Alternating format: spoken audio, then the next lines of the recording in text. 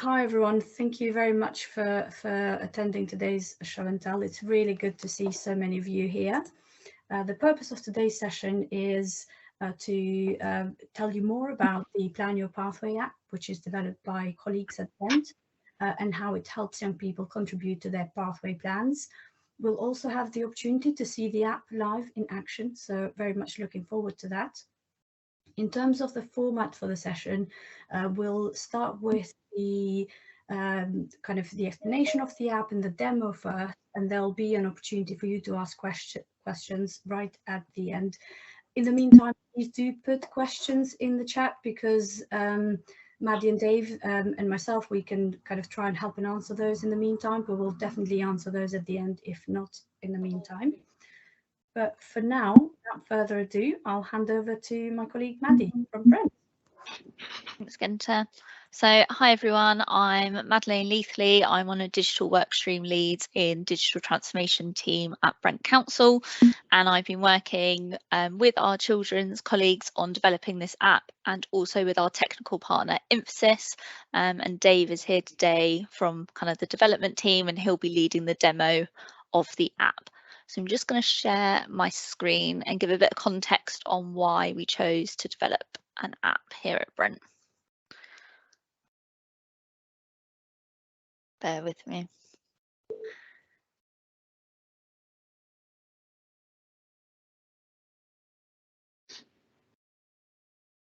Has that appeared for everyone? Was it loading? Yeah, we can see them. Yeah. Great.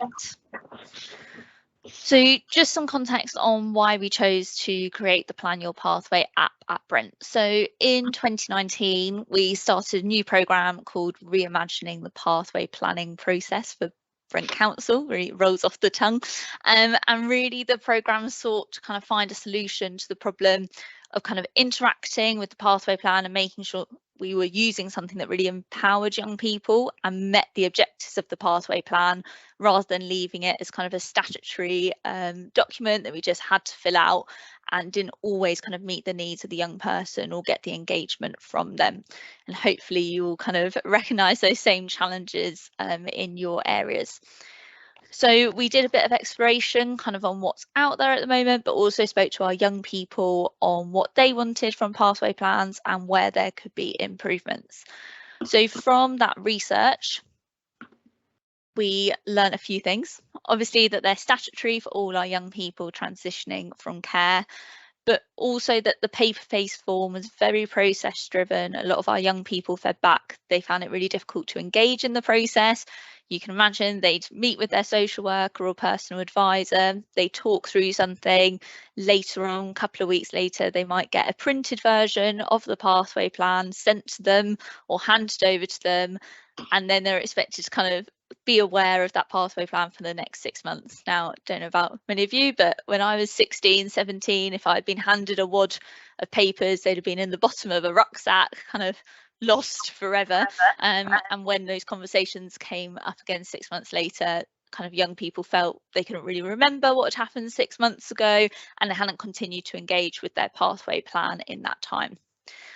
And just at Brent, we have 400 young people every year who are eligible for the pathway plan. So a really significant amount of young people who are using this process, but also that it wasn't quite working for them. So from chatting with them, we kind of had a solution come together. We knew we had to have something that was interactive, that was also holistic. It wasn't just about the pathway plan, it was also about their engagement with social workers, engagement with tasks that were maybe set during the initial pathway plan and how they were progressing with that in between that period, usually about 6 months, but also about how they could use it to kind of have greater independence around their knowledge of what was happening in the next steps of their transition into adulthood, be that housing, health or other areas. But also these young people were so engaged and that they really wanted to be involved in that development. They didn't want something just handed to them. They wanted to be engaged with that. And then unsurprisingly, 96% of these young people had a smartphone. So it felt quite obvious that an app was the way to go, that we could kind of really increase that engagement with our young people and that we could have something that was really dynamic and those young people could engage with. So I'll go into a bit of detail of how we developed the app and what that all looked like. and it did take a while and quite a lot of investment from our side.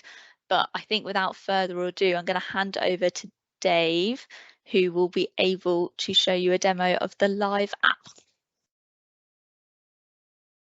Microphone on. Hi everyone. Right, so I'll just go ahead and share screen. What I'm going to show you is a split screen view of the app, which is looking at the view for both a social worker and also for a young person. On the left hand side, we've got the view for Dane, who's the young person, and on the right hand side, the view for Jane, who's the social worker. This is using dummy data, and it's also on our development platform. We didn't want to be using live data in a demonstration, but that means some of the functionality is slightly restricted, but they're sufficient here to give you a good demonstration. So it's worth mentioning this is a progressive web app. So it's not actually an app per se, it's not a native app. So we don't have to worry about updating in Google Play Store and in iOS each time we do an update. It's a website that functions as an app. And the other beauty of that is that it's accessible on the web as well as via mobile phones. So for example, if I wanted to look at it just as a website, that's what it would look like as a website, but it automatically sizes for mobile and feels like an app when I'm on a mobile device. It also then allows us to do things like push notifications to make sure that people are updated when there's new information to be had. So, so it just seems to have resized slightly. Let me just make it bigger again. So looking first at the left-hand side of the screen, the view for Dane, this is Dane's desktop, which has all of the sort of key information for Dane directly displayed on launch. At the top, we've got a calendar, which has any key dates that are coming up, any appointments that have been set, or any tasks that are due, and it gives you a 2-week forward view of what's in the calendar. Further down, it shows what progress is being made on your pathway plan.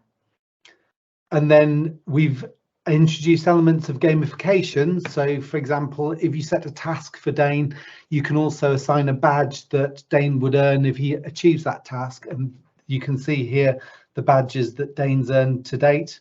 And then right at the bottom of the desktop are the people who are supporting me, and that would be either the social worker or the personal advisor, or both, if both are there. Also, just quickly in passing, we've got a help function at the bottom here, this question mark, which if I click into it, allows me to access an FAQ, which has little tutorials in how I do various different things. And then also, if I have a question that I need to submit about the app, then I can do so directly from the FAQ section. So that's the desktop view. If we look at the navigation next, you can see that we've got a variety of different sections in the navigation. The first is the pathway plans, but I'm going to quickly look at the profile first of all. So within the profile is just some top level information that the young person fills out about themselves, including contact details, any allergies they may have, or any personal achievements that they've done. They can edit their profile, so if they want to change their profile photo, they can do so, or if they want to change any other pertinent information about themselves. And what's great about the profile is that we're able to, because this is an app, we're able to draw information from the profile directly into the pathway plan, which means that a large chunk of the information that would normally get filled out repetitively on a paper pathway plan is automatically populated each time a young person does their pathway plan using the app.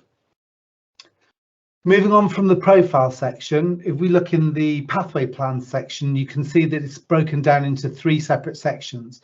So we've got current pathway plan, which would be the one that's been agreed and that we're currently working to for 6 months.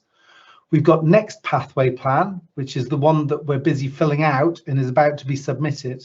And then we've got past pathway plans, which will be an archive of any pathway plans that have been done and have been archived. So if we look at the next pathway plan, first of all, you can see that there's 6 distinct sections to the pathway plan. This is how we've broken it down. There's all about me, the overall plan, education, employment and training, managing and living independently, health and development, and my money. I've pre-completed a few of these sections just for expediency of doing this demonstration, but you can see as each section gets completed, the little area at the top here gets color coded, and you can also see on a section by section basis what percentage you've completed each section. So there's indicators to show you how you're progressing as you're moving through. The pathway plan can be completed either by the young person alone or in conjunction with the social worker. So Jane over here on the right hand side has her caseload. If I go into my caseload, go into Dane Johnson, you'll see that under his pathway plans section, I get the same view showing me how completed things are getting. So we just have a look in the All About Me section. First of all, I've already completed this, and this section is the section that is majority completed automatically, because a lot of it, as I said, is the data that gets pulled through from the profile section. If we go into the health and development section now, you can see that I have a series of questions to fill out. First of all, in all the sections, it starts off by asking how the young person's feeling about that section. And then they get to complete information as they go through.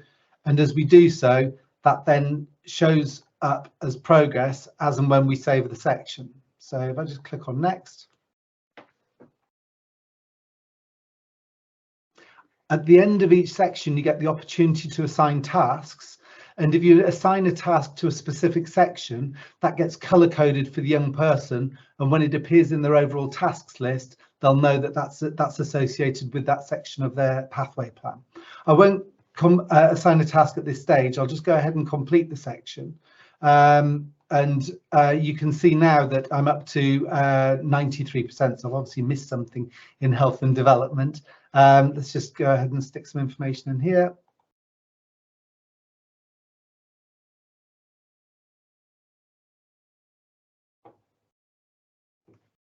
And that then completes the section. We're now 100% complete, and now the young person can submit their pathway plan for approval, which will then send a message to the social worker or personal advisor telling them that the pathway plan is now complete and that they should now sign off on it once they've reviewed it. So that's the view from the young person's perspective of the pathway plans. If I now go into contacts, you'll see here that the contacts are broken down into all contacts or services.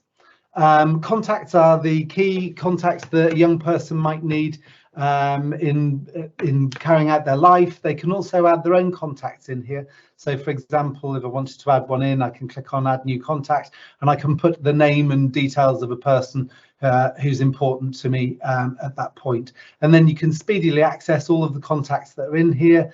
And if I click, for example, onto Brent, I can see a little bit about the service that they offer.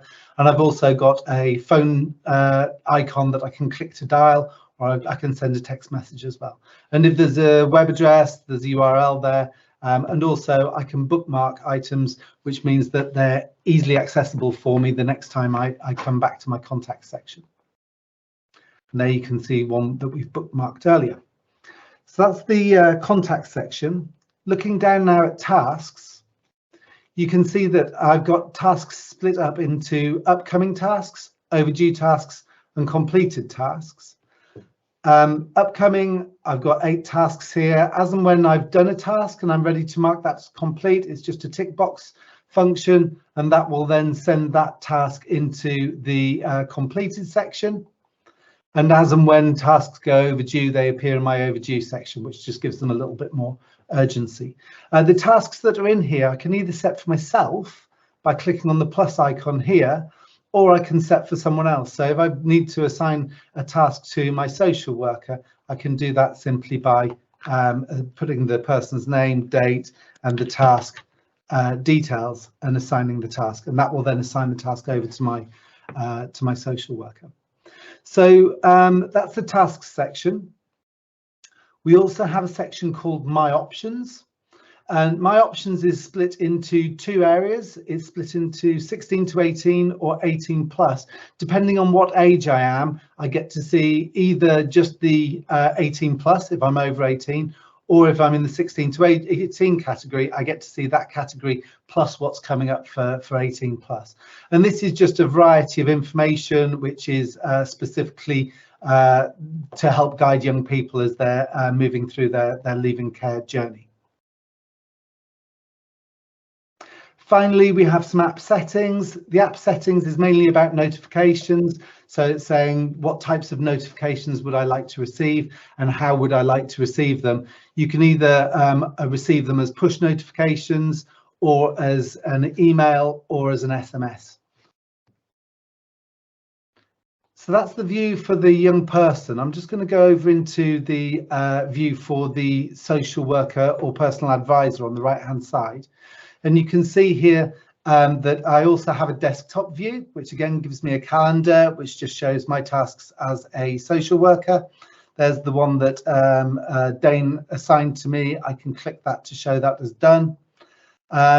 Moving further down, we've got recently opened contacts, but I can also go to my whole caseload. Looking in the navigation, you can see that first of all, I've got a couple of different sections. I've got a My Caseload section.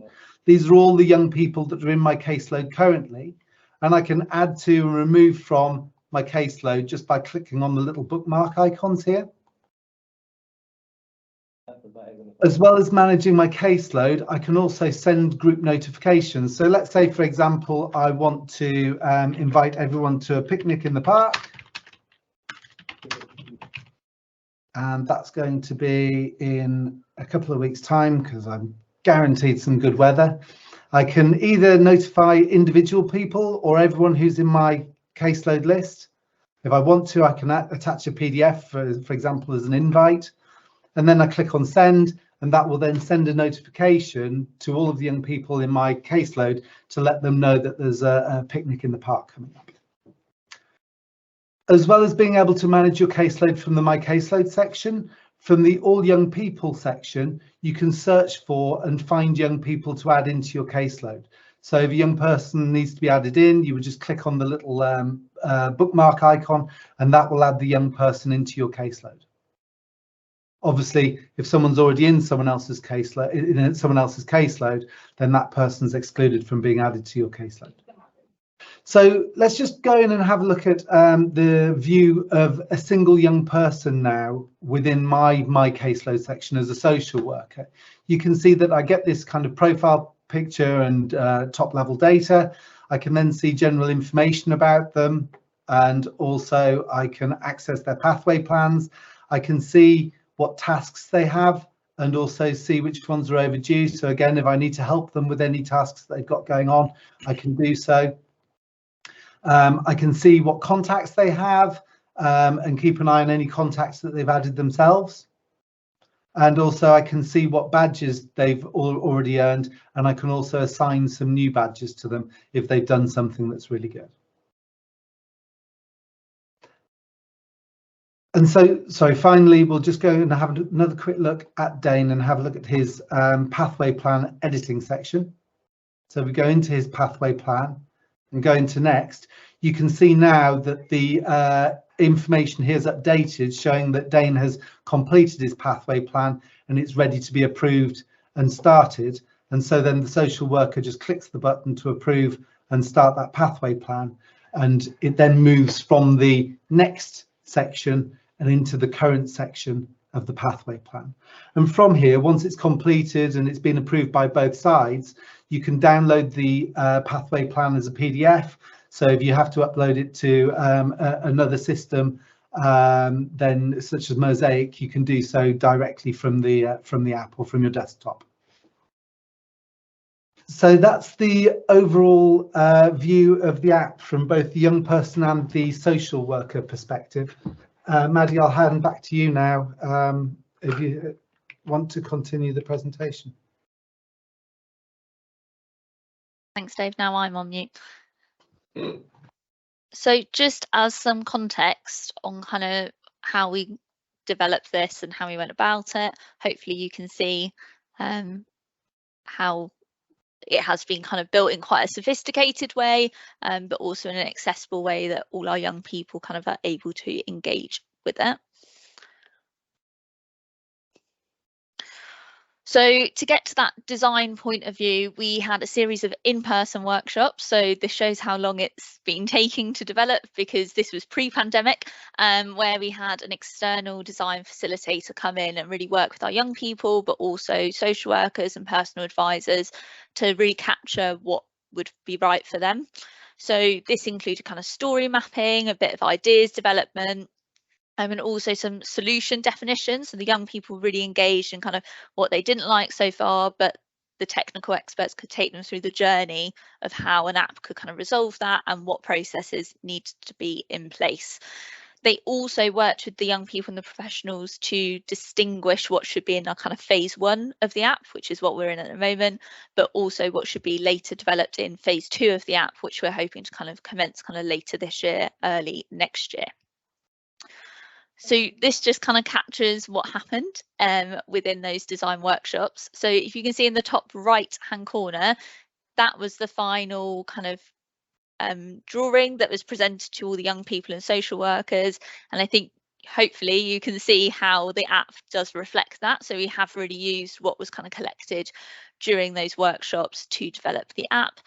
Obviously, we made sure we adhered to all the GDS developing guidelines and really made sure that everyone's opinion was kind of reflected, and that it was also accessible throughout the process as well.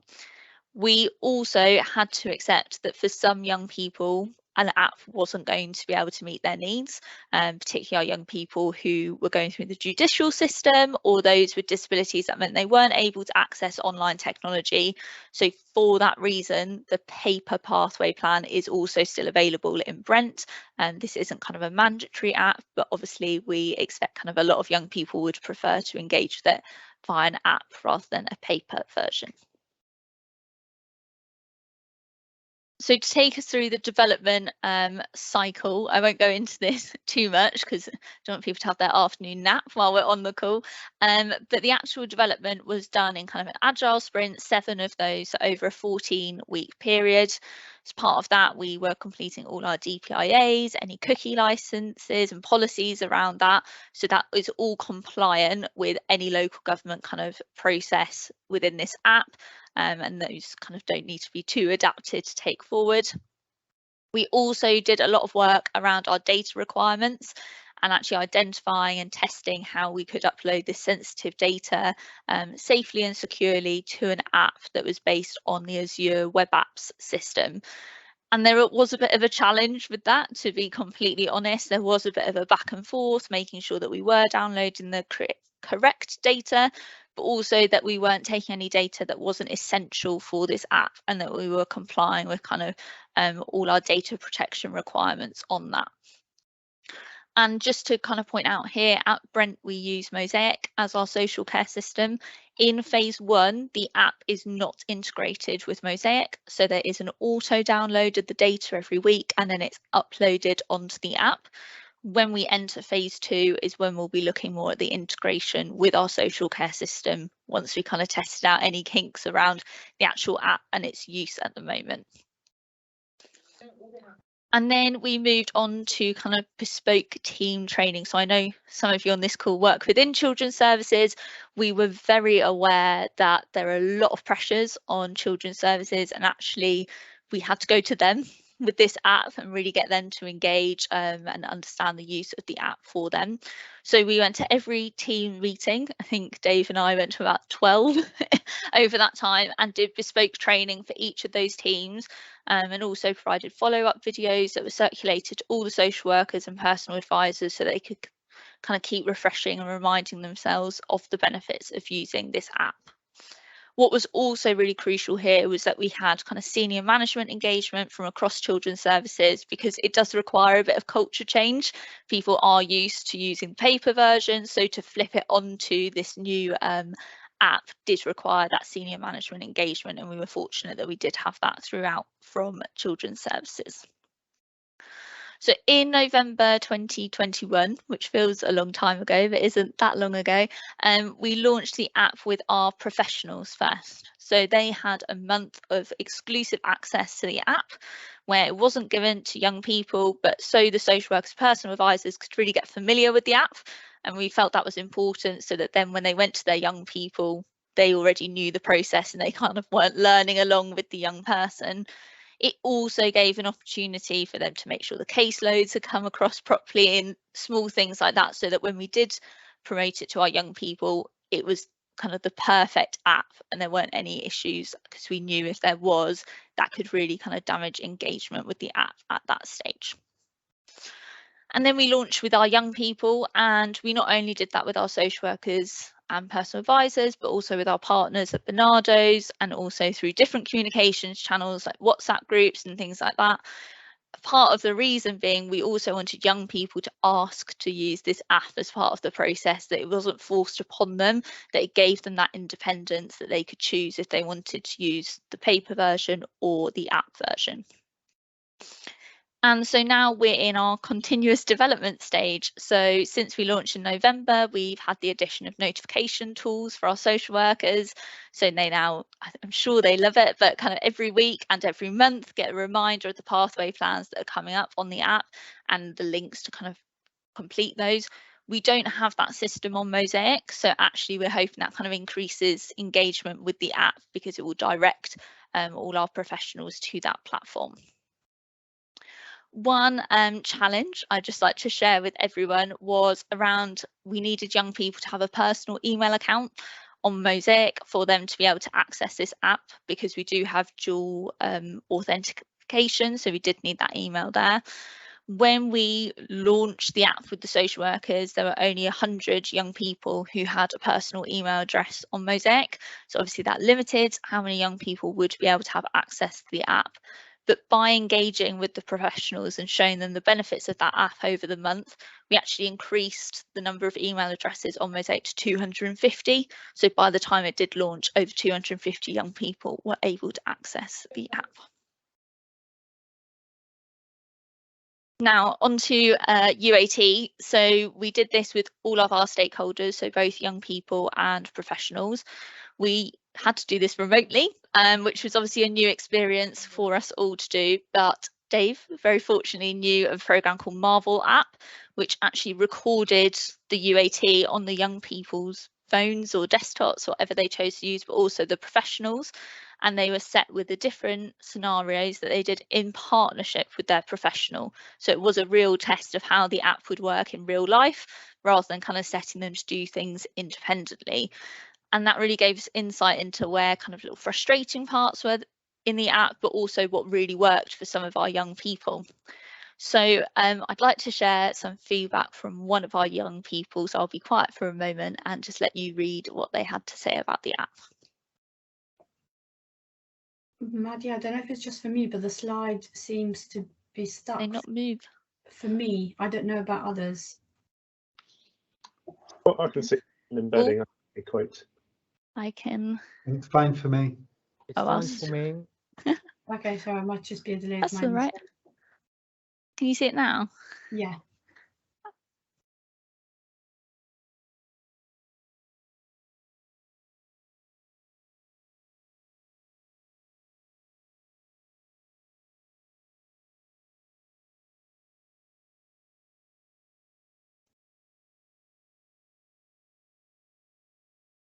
So I'm seeing a few nodding heads, so I'll take that as people got to the end, but I think that was a real reminder of why we've done this. And even if there are just a few young people that are able to really engage with the pathway planning process that weren't able to before we launched this app, I think this is a really powerful example of where actually technology can improve accessibility and also empower young people to be involved in their decisions as they transition to adulthood.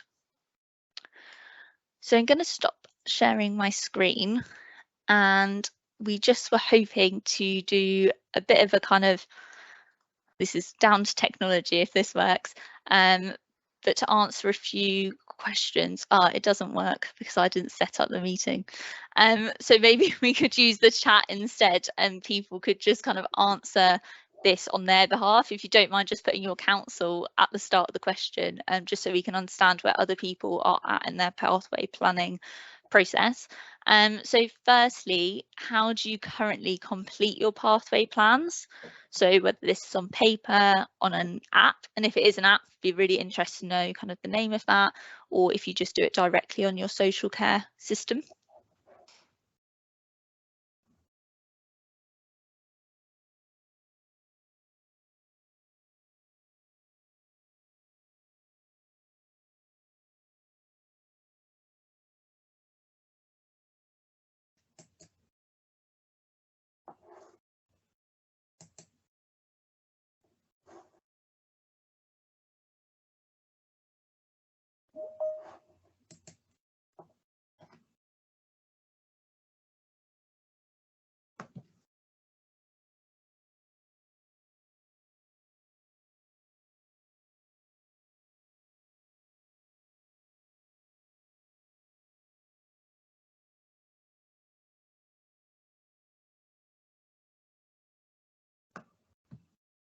And then I can see some people are already using Mosaic, so that's interesting. Be interesting to see kind of what your pathway plan looks like compared to ours, and things we can talk about there.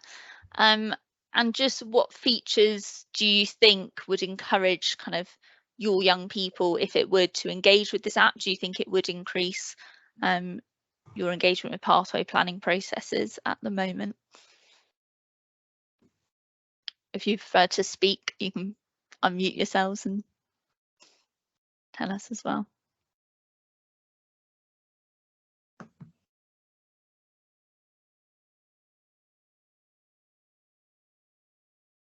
I had a relating question, Maddie, for you, in that, are you anticipating or planning for any potential service changes as a result of introducing the app?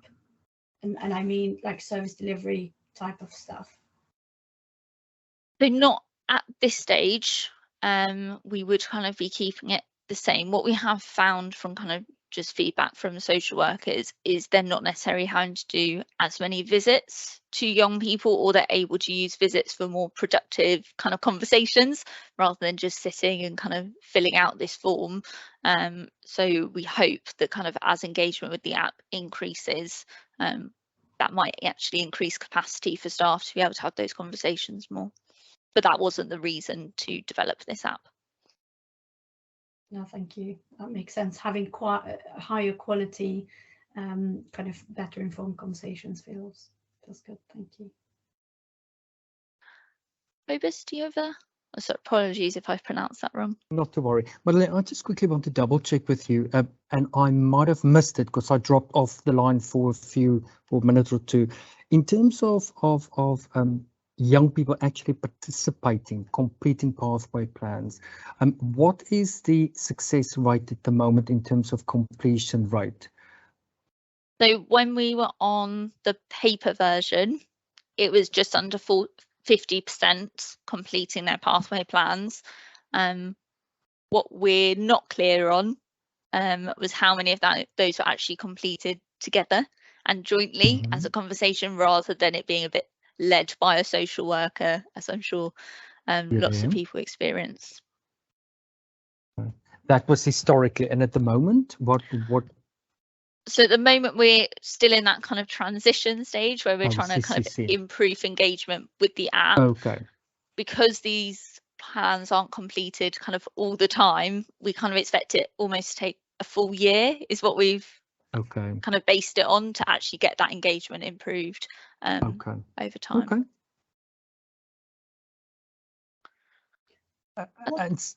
And suppose maybe my second question would be, when you guys go into the pathway plan, because as you've said, some of these conversations are, in the majority of cases, historically led by social workers or personal advisors. So if we look at the quality of the work that has been completed by young people on their own without prompting, what is the quality? For example, if Ofsted arrives this afternoon and look at your pathway plan being completed by Mary Jo Joseph, would they say, brilliant, yeah, that looks like a very good piece of work being done?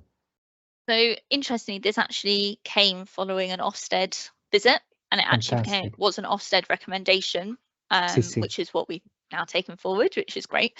And although the professional language may not be there, we're actually seeing that as a benefit, that we're not having that professionalization of language, and we're actually reflecting what the young person wants and is saying, because we've all experienced in the past where it has been professionalized and actually that's not reflecting exactly how that young person's feeling. So yeah, although there might not be the quantity or quality in terms of language that we would have had before, we are expecting it to be more representative of the young person. Brilliant. Thanks a lot. No worries. Sandra, did you have your hand up? I do indeed, yes. Hello. I love what I've seen of the app so far. If I was a young person, I'd be quite excited by it. But what I wanted to ask you was, do you have any feedback in relation to how this app works for young people for whom English is a second language? Yep, so actually, again, really positive. It's funny, everything is positive. I tell you, I promise you, I'll tell you the truth when it's not. But because we can overlap translation tools, because it's on a web processing app, it actually makes it again more accessible for those young people, that they can take their time to engage with it. What we have looked at in phase 2 is whether we can actually put that in the app, so people aren't using their own translation tools.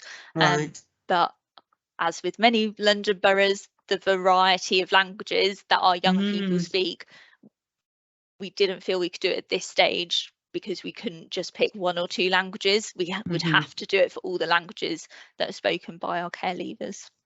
Right. No, that's very helpful. Thank you. No worries. I had another question, Maddie. How do social workers feel about the app?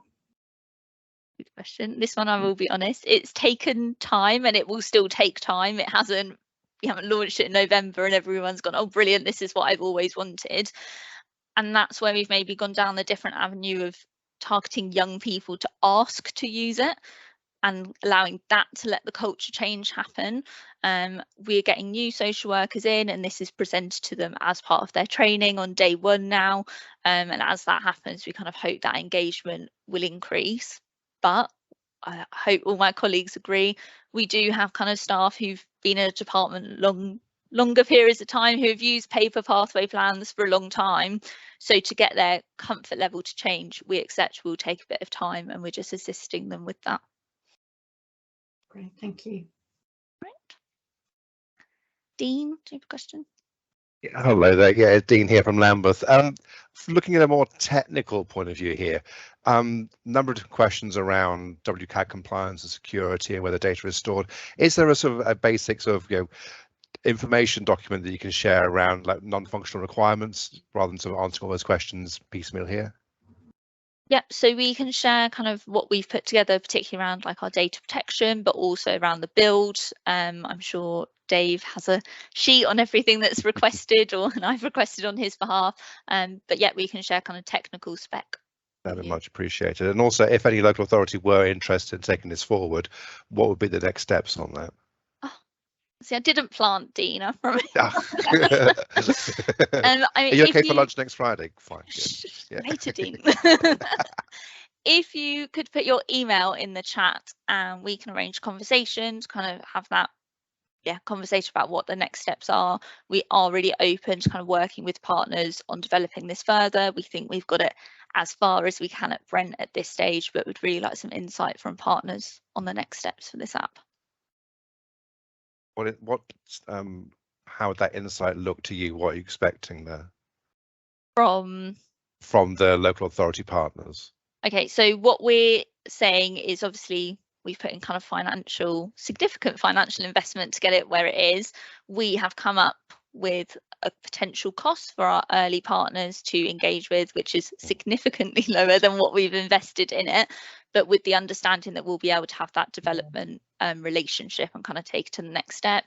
We will also provide kind of that project management support from a Brent Council point of view to share our lessons learned and assist with kind of the rollout at any other local authority. So we could potentially use it rolled out further in phase 1, but to develop phase 2, so is it integrated and get those extra whistles and bells that you're talking about before? Can I ask, is your Mosaic hosted, or is it in the cloud? Hosted. So hosted or on premise? Hosted. It's on premise, sorry. That's on premise. Okay, the same as us then. Cool. Thank you very much. That's all right. Yeah, so I think if anyone is interested in kind of having those further conversations, and we can kind of link together, if you want to put your email in the chat, and then I'll get in contact kind of next week and discuss kind of a good time to have a follow-up conversation. Are there any final questions for anyone?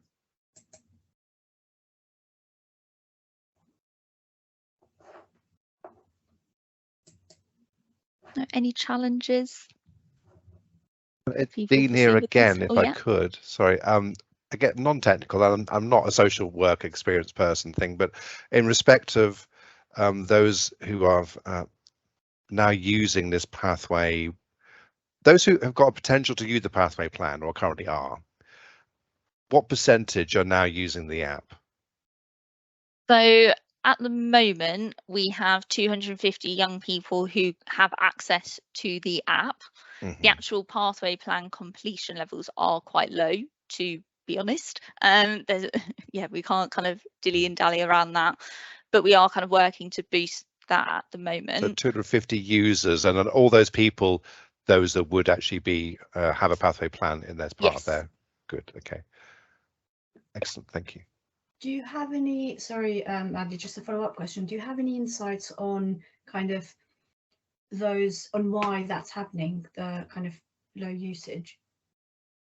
Yeah, so what we are seeing is there is a big, we've lost, not lost, but 150 young people don't have personal email addresses, which does prevent them being able to access the app. So having conversations around social workers and personal advisors on their role in supporting them to have personal email addresses, because that is now an essential part of life, to have an email address and kind of having those conversations. But it is also about familiarity. What we're actually finding is social workers often going with the paper pathway plan for the first one that's coming up while the app exists, and saying kind of, here's the app, we'll use that next time, but let's use the paper version now. Because for a lot of our young people, to be given something brand new in those conversations when they've had a process they're familiar with can be quite overwhelming. So actually, by introducing it in this period, what we're hoping is in the next 6 months, when their next pathway plan is being used, they can then engage with the app. Great, thank you. I think that's really, really useful. Any other last questions, or people can get a bit of time back, which I know everybody needs at the moment?